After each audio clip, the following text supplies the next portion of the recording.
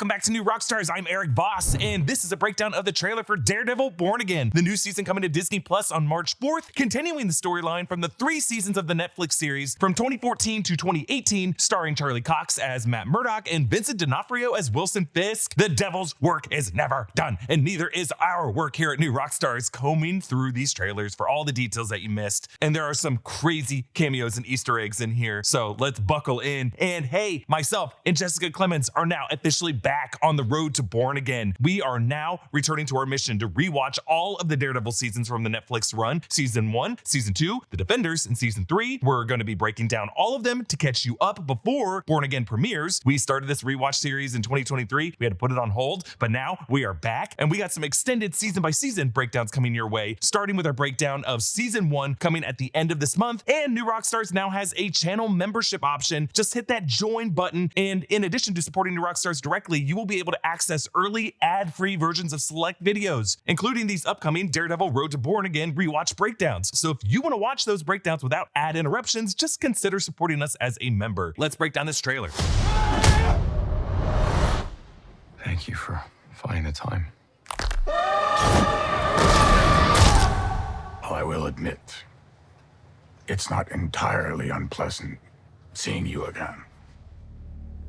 The trailer opens with Daredevil fighting Muse in Muse's workshop. So Muse is from Charles Soule's Daredevil run in 2016. He's a serial killer and artist inspired a bit by Banksy. He terrifies the people of Hell's Kitchen with garish street art that in some cases uses the blood and remains of the people he has killed. We still don't know who plays Muse on this show. I'm sure we'll find out soon. Muse wears a beanie hat and suspenders as he does in the comics. He doesn't seem to be much of a physical threat to Murdock. I think Murdock is just kind of enraged by the savagery of what Muse has already done. On the walls of Muse's workshop are various paintings that might display his victims and are probably using his blood to render this art. And some of these visuals just kind of remind me of the world on fire that Matt Murdock would perceive in his mind, as he explained to Claire Temple in season 1. Matt is wearing a new suit in the series compared to where we saw him last. Now, from top to bottom, it is completely red. Later in the trailer, we will see a collection of 5 different suits. I think we need to do a little recap here. Again, in the coming weeks, we'll give a more comprehensive understanding of how we got to this point. But when Daredevil Born Again was first announced as an MCU series on Disney Plus, this was back in summer 2022, while Charlie Cox and Vincent D'Onofrio were returning from the Netflix series, initially it wasn't clear if this show would connect to the Netflix continuity of the storyline. Based on the little we know about the earlier version of the show, the plan was for it to not connect that much, maybe even retcon Matt Murdock's history a bit. But in September 2023, Marvel Studios decided to do a creative overhaul of the series. They replaced the former head writers with Justin Benson and Aaron Moorhead, who had worked on Moon Knight and Loki season 2, and the directive was now to fully establish these episodes as a clear continuation of the events of Daredevil season 3 from Netflix. So season 3 of the Netflix Daredevil series saw Wilson Fisk using Ben Poindexter, a psychopathic former FBI agent with the ability to use any object as a deadly projectile, to masquerade as Daredevil for a time and try to ruin the reputation of the Devil of Hell's Kitchen. But when he failed, Fisk broke his back, but Ben's vertebrae were surgically repaired in the season's post-credits scene. But the season ended with a bloody brawl between Murdock and Fisk in Fisk's home, spattering some red on Fisk's iconic rabbit in a Snowstorm painting from season 1, and both Fisk and his wife Vanessa were arrested. But in various MCU titles since, both Murdock and Fisk have returned. Murdock returned with an amazing shot in Spider-Man No Way Home of his walking stick entering frame, serving as a defense attorney for Peter Parker and Happy Hogan as the DODC prosecuted them for illegal use of Stark technology. Murdock showed up again in She-Hulk, arguing against Jen Walters in Los Angeles courtroom on the matter of superhero privacy. Daredevil and She-Hulk team up in that episode to fight the villain Leapfrog, and then they hook up, and Matt Murdock did a walk of shame. Murdock showed up again in the finale after Jen used the Kevin robot to rewrite the reality of her finale, and Daredevil dropped in like a Fortnite character. He showed up at the end of the season at the family barbecue where, remember, Hulk showed off his son Scar with the worst haircut we have seen in the MCU.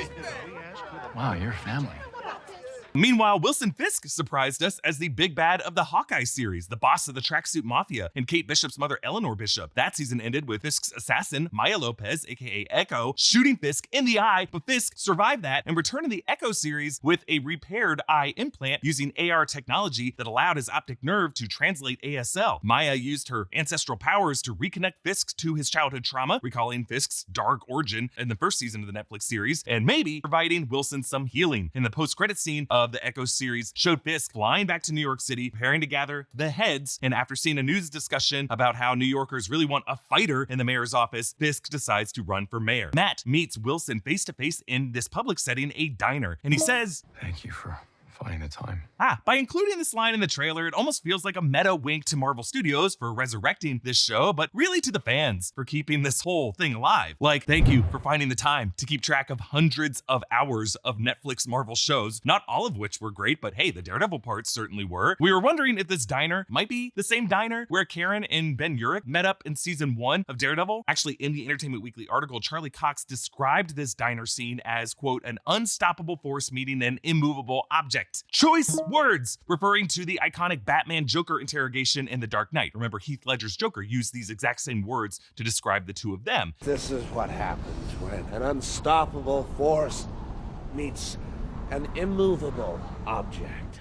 And that was actually Christopher Nolan referencing the iconic diner scene in Michael Mann's Heat with Pacino and De Niro. All three of these scenes are structurally designed to confront the hero with the villain in a setting where they are unable to beat each other to a pulp and for a moment hear each other out. Cox went on in the Entertainment Weekly article saying there's actually an episode later on in the season where in an original draft, we had a conversation and I brought this up. I said, I worry that if you tell the story that we can have a conversation and walk away from it at this stage, we lose a lot of the stakes. So they found a really cool way to not have us do that. We get a close-up of Fisk's fist as he cracks his knuckles, being sure to show his cufflinks, flair that was a very big deal for the character in the Netflix series, and it's actually how the Hawkeye series initially identified him. Then this long-haired attacker comes at Fisk with an axe. This is a date setting that showed later in the trailer with Fisk and Vanessa. And that painting on the left is that white rabbit in a snowstorm painting that Fisk and Vanessa first bonded over in season 1, and it looks like they kept the blood spatter from that brawl in season 3, symbolizing, in my opinion, this new psychology of Wilson Fisk. He's no longer a rabbit hiding in a snowstorm, hiding in plain sight. He's embracing his reputation as a bloodied fighter. As Fisk sits with Matt at a diner, his hand twitches and we see a wedding ring. Remember, he tied the knot with Vanessa in season 3, and he wears an American flag lapel pin and a big apple pin right beneath it. As he lowers his fist on the table, they include this big thud to indicate the weight of just his fist.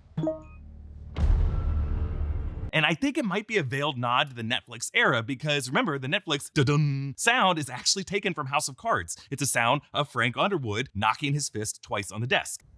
A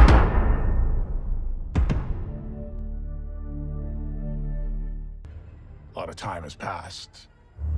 By the look of it, you've come up in the world. I could say the same about you. The mayor serves his city. I can see you're not entirely convinced. Can you blame me? We see New York City blanketed in rain, looking a bit foggy in a way that's both grounded and a bit stylized. It kind of looks like, Matt Reeves' Gotham in the Batman movie, but it's also just how New York often looks, especially from the Hell's Kitchen angle. And this is also how Manhattan looked in the Netflix series, specifically because they would use fog and just where they pointed the camera to avoid ever showing Avengers Tower in the background of any shot. We see Matt and Karen and Foggy, Deborah Ann Woll and Eldon Henson weren't initially set to return in the series, but they brought them back in the reshoots. Season 3 ended with the three of them establishing the law firm as Nelson, Murdock, and Page. Fisk says Matt has come up in the world, and he might be referring to his high-profile clients like Peter Parker and his courtroom arguments against She-Hulk in Los Angeles. Matt says that Fisk has also come up in the world, and he's referring to Fisk having already won the mayoral race. The shots in Times Square on New Year's Eve show Wilson Fisk as mayor-elect, and a ton of Easter eggs are here in Times Square. On the left, a billboard for Rogers a Musical, the Avengers-themed musical from the Hawkeye series, the signage inspired by Hamilton. The sign also showed up in Spider-Man No Way Home and in She-Hulk. Weird that they advertise a Broadway show currently running in New York, probably not on tour yet, in Los Angeles, but this is the MCU. Above that is a sign for Harlem's Paradise, the nightclub from Netflix's Luke Cage that was originally operated by the Stokes crime family before falling into the hands of Luke Cage. This is a huge deal because until now, only Daredevil and Punisher were confirmed to be returning from the Netflix world. With this clue, it seems like they might be indicated that Luke Cage could return as well. And we all assume that Jessica Jones is going to show up as well. We all love her. I wouldn't expect to see any Easter eggs pointing to Danny Rand. And the text of this Harlem's Paradise sign reads, Harlem's Paradise is a place where hip hop, funk, jazz, rock, and roll all come back to the mothership. It's a party, y'all. Y'all, huh? Anybody could be quoted saying this. I'm thinking maybe Miss Minutes visited, or maybe Madison showed up and they got her saying this. I mean, I feel like Madison has gone to every club in New York. She's like Stefan's bestie. To the right of the Rogers and Musical sign is an ad for Pingo Doce, the juice from the Brazilian bottling plant where Edward Norton Bruce Banner worked in the 2008 Incredible Hulk film, and a bottle for Pingo Doce recently appeared in Deadpool and Wolverine, and it might also show up in Captain America Brave New World if that weird Microsoft AD ad with Joaquin Torres is an actual set from the movie. Beneath these, running below the banner for Forever 21, is of course a banner for Disney Plus. And then in the upper right is a sign showing Pim Van Dyne. This is a new organization headed up by Hope Van Dyne that we saw in the opening montage of Ant-Man and the Wasp: Quantumania that led to Hope winning all kinds of humanitarian awards. It looks like Pim Van Dyne might have sponsored the entire New Year's Eve event, because you can see tall blue top hats and beanies with this logo worn by gatherers throughout the crowd. Maybe Pim Van Dyne is continuing Tony Stark's mission to run New York City on clean energy? They might be the kind of leading tech company that Mayor Wilson Fisk is leading a campaign against using his own technology. And we gotta say, it's just kind of menacing for the mayor-elect of New York to interrupt the New Year's Eve festivities to project his big ol' face on the screens. Like, can you imagine Eric Adams doing that? I think Andy Cohen would fire Anderson Cooper out of a cannon at that big screen if that happened. We know how Andy felt about de Blasio. Also, I'm trying to figure out what year this is. Pretty sure it's gonna be 2027, since the MCU timeline tends to stay about 2 years ahead of the real world timeline. All right, let's move on. This job keeps me busy. I don't have a lot of time to spare in my morning routine. Like, yeah, maybe a cucumber mask would help the bags under my eyes, but when am I supposed to do that? Luckily, Geology helped me find a morning skincare routine that is quick, easy, and effective. Part of that is because Geology's products have just a handful of powerful proven ingredients that have been trusted by dermatologists for decades. I'm not reinventing the wheel. I'm trusting wheels that the experts have spent years perfecting. Even figuring out my routine was quick and easy. Geology offers a 2-minute quiz that gives you a personalized routine. Oily skin, acne, signs of aging, Geology's got you covered. Plus, Geology lets you set up auto refills, so you're not spending more time later on picking the things that are supposed to be saving you time in the first place. Every minute counts, but the 2 minutes you take to figure out your skincare routine with Geology could be the last 2 minutes you ever need to spend thinking about it. Just go to geolog.ie/rockstars80 and you'll get 80% off Geology's trial set, or just click the link in the description below. Can you blame me? I can't shake the feeling that you're gaming the system. Why did you stop being a vigilante? The line was crossed.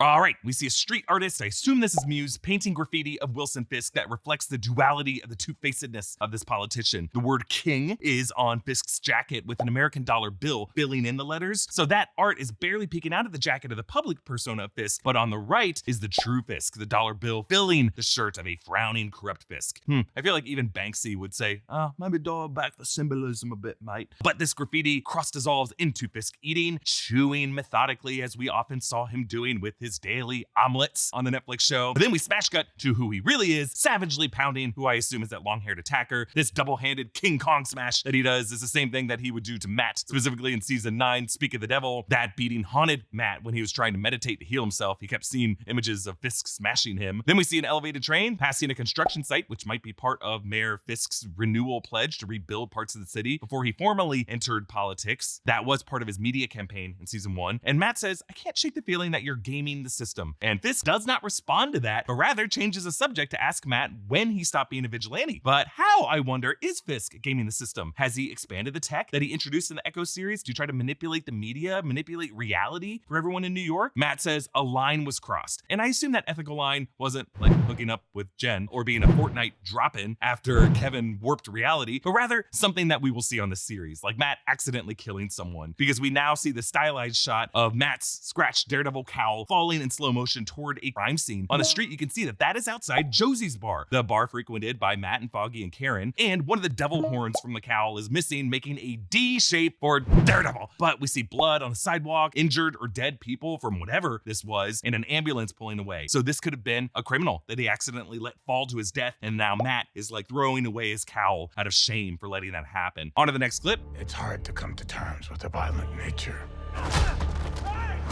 Hating the power it has over us. I love how this entire trailer is framed based on their conversation as they're talking about all the horrible violence that is happening around them. Fisk says, "It's hard to come to terms with our violent nature." And we see Muse carrying a body down train tracks based on the silhouette. I'm pretty sure that's Muse with his beanie and his boots. Then we see a few guys are beating up Matt in this sparse apartment. And since he's appearing as a lawyer form of Matt Murdock, he doesn't initially defend himself, but the sound of the punching transitions into a heartbeat, which in the Netflix series was how Matt knew when someone was lying or someone was hiding or just waiting to attack. These heartbeats sync with the drops of the blood hitting the floor. Big drop with a smaller drop landing exactly in the middle of it, followed by a smaller drop with a little baby drop landing in the middle of that. Feels like Matt is controlling his own heartbeat, his own blood pressure, clotting his own bleeding as he prepares to fight back. All right, let's move on. This city can't go unchecked.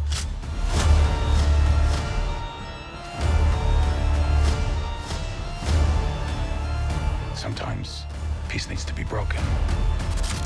So Ben Poindexter is being released from prison. You'll notice he has some kind of support device around his waist and arms as he is probably recovering from that surgery that he received in the post-credit scene of season 3. Then some armed robbers in multicolored masks storm this bank. We see 5 of them in this shot: red, yellow, green, purple, and blue. Presumably there would have to be a 6th as a getaway driver. So I'm assuming that one's mask is orange, which would make these colors aligning perfectly with the colors of the 6 Infinity Stones. I know, I'm reaching. I'm sorry. Quantumania messed up my head with those 6 multicolored rock heads in the quantum realm, and many have theorized could be the atomized Infinity Stones. Also in this bank on the left, shamrocks are hanging from the desk, suggesting this is around St. Patty's Day, hard-drinking Irish Catholics' favorite holiday. So I'm assuming Matt is hungover or has started a pregame. Now, the one with the red mask points a shotgun at Matt, and I'm assuming Matt is recalling his own use of a red mask that he has temporarily stepped away from. Matt walks through a cheering crowd, maybe at Mayor Fisk's victory celebration, because someone is holding up a foam fist Fisk. I like the idea that this could be their version of a Hulk smash fist, like the damage Hulk has done to New York City. Fisk is gonna repair. Like every fist should come with a cufflink. Then we see Matt dancing with Heather Glenn, played by Margarita Levieva, at an event. Heather Glenn is a recurring love interest to Matt Murdock in the comics. Her father is Maxwell Glenn, titan of industry who gets mind controlled by Purple Man, aka Kilgrave. Things don't end great for Maxwell or Heather in the comics, but let's see if this series averts that dark fate. I think we have seen from other footage from the Disney Plus promo a few months back that we broke down that showed Fisk and Vanessa arriving at this same event through these same doors. I think this might be his inaugural ball. Next, we see a gun with a silencer held up by Bullseye. This is the same gun that we saw Bullseye holding in leaked set photos. Then a quick shot of Matt necking with Heather. They really want us to feel like this is going to be R-rated Netflix type of everything on this show. And let's move on. Chaos must reign.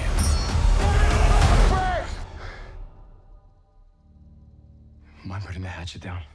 Okay, in this section, someone, maybe Ben Poindexter, throws some smoke grenades. One tumbles into a crowded bar. I thought this might be Josie's, but I think it's a different bar because Josie has never had that bright of lighting, and the bar top is on the other side of the bar. Next, a close-up of Muse. I love how they made Muse look in this series. He's got oozing red paint around the eye holes, dripping down his cheeks. The eyes themselves, though, are the actor's practical eyes. Fisk and Vanessa toast in front of that bloodied rabbit in a snowstorm painting, and are those full pears on their salad plates? Like, I love a pear slice on a salad, but like a full pear they have to cut into with those tiny plates overloaded with other veggies and fruits. No room to do any fruit surgery. Of course, Fisk is gonna be pissed off. Matt runs into Jon Bernthal, coming back as Frank Castle, Punisher. Yes, let's go. So Bernthal as Frank Castle was introduced in Daredevil season 2 on Netflix as a Marine whose family was murdered, but that crime not properly handled by law enforcement, leading him to become a violent vigilante and a super interesting thematic foil to Daredevil. Matt Murdock served as his defense attorney. I did it because I liked it.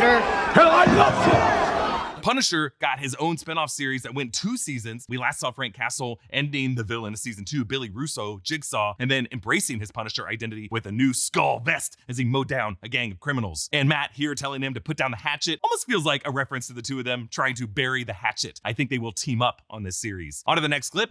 I was raised to believe in grace.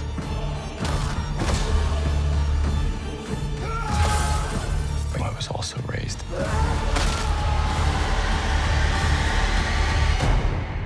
to believe in retribution.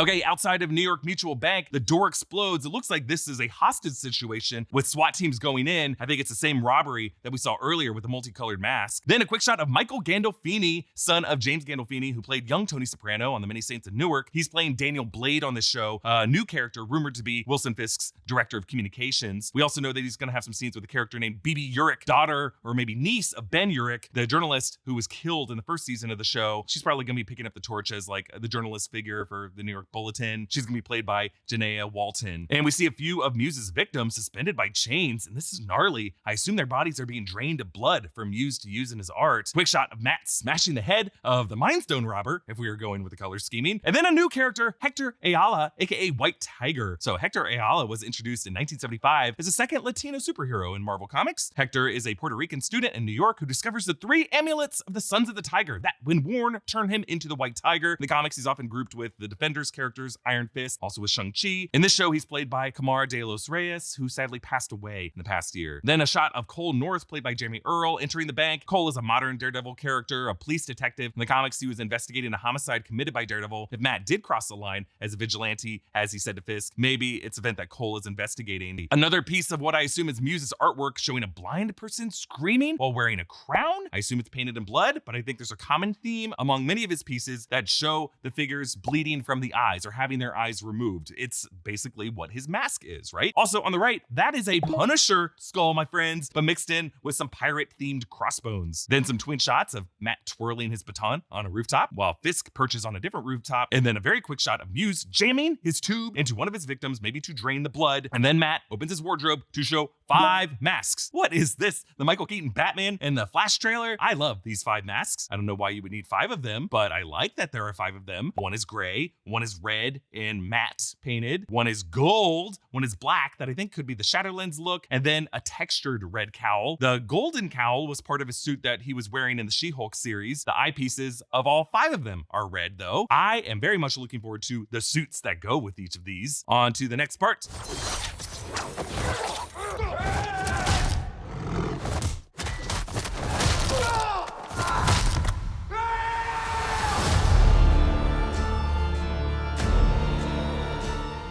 All right, Matt is using his cable extensions from his batons to attack Muse. This intercuts with the moment Matt fights back against the guys in the apartment, and we hear a tiger growl mixed in there. As Matt fights Muse, you can see one of his drained victims lying on the table. There's so much violence here. Another compound fracture as Matt breaks the arm of one of these attackers in the apartments. So we're seeing both halves of his identity screaming for having to be dragged back into this world on fire. We end with the Daredevil title with the skyline of Hell's Kitchen laid inside of it. And the music for the second half of this trailer, I don't know if you noticed it, is a church organ cover of the Netflix theme music by John Pisano.